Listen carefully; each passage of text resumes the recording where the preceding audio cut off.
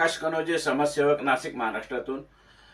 माझी 14 कोटी महाराष्ट्राच्या जनतेला विनंती आहे का व्हिडिओ पूर्ण बघा, कारण हा मुद्दा मुख्यमंत्री आणि दोन्ही उपमुख्यमंत्रीपर्यंत पोहोचणं गरजेचं आहे आणि त्यासाठी आपल्या सर्वांची सोशल मीडियावर खूप जरूरत आहे.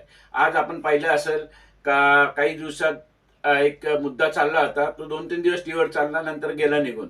का काही एका कार्यक्रमासाठी एक नियोजन पार्टी काही आखली होती. त्या पार्टीमध्ये आमदार, खासदार आणि सरकारी अधिकारी जे लाखो रुपये पगार घेतात, आमदार खासदार करोडपती तर आहेत, प्रश्नच नाही, यांच्यासाठी 4,500 रुपयाची जेवणाची थाळी ठेवण्यात आली. चांदीच्या ताटात त्यांना जेवण देण्यात आलं, इतर खर्च वेगळा.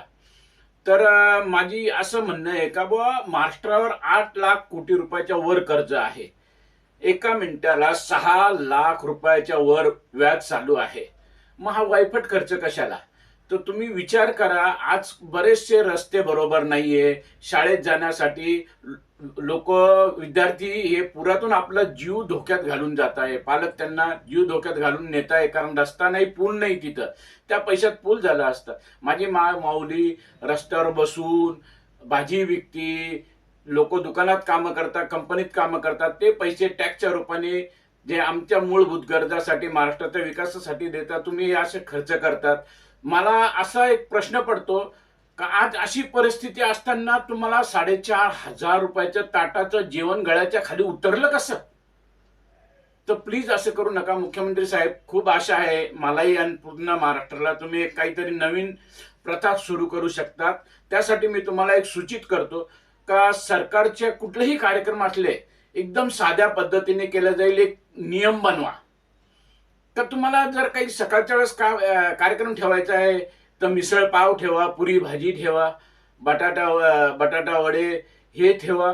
दुपारचं असलं तर झुणका भाकर, आपल्या बरेचसे डाळ भात, लोणचं, इतर असे जे स्वस्तामध्ये होतील, जे तुम्ही खातातच, असं नाही का नाहीये.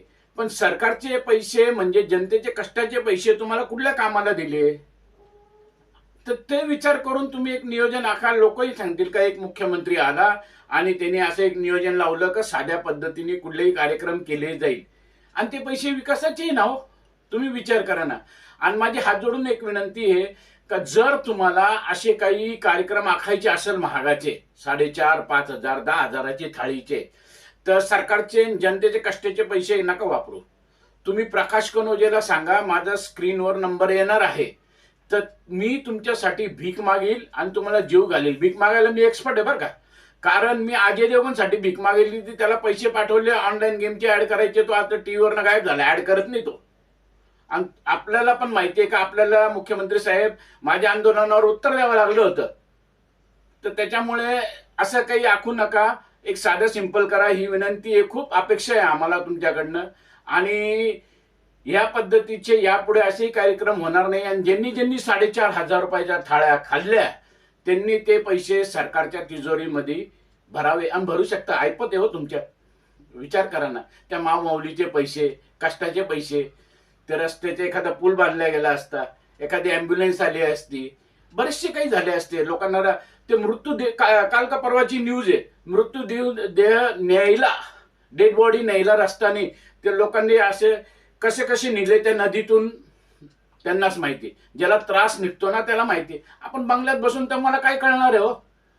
तुम्हाला जर नुसतं सर्दी जरी झाली ना तर फॉरेनचे डॉक्टर तुमच्या घरामध्ये यायला बसले. पैसे आमचे.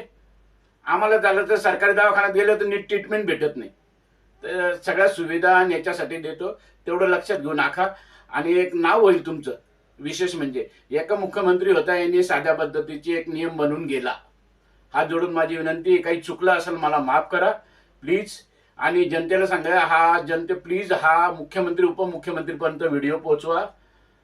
जय हिंद, जय महाराष्ट्र. सर्वांचा धन्यवाद.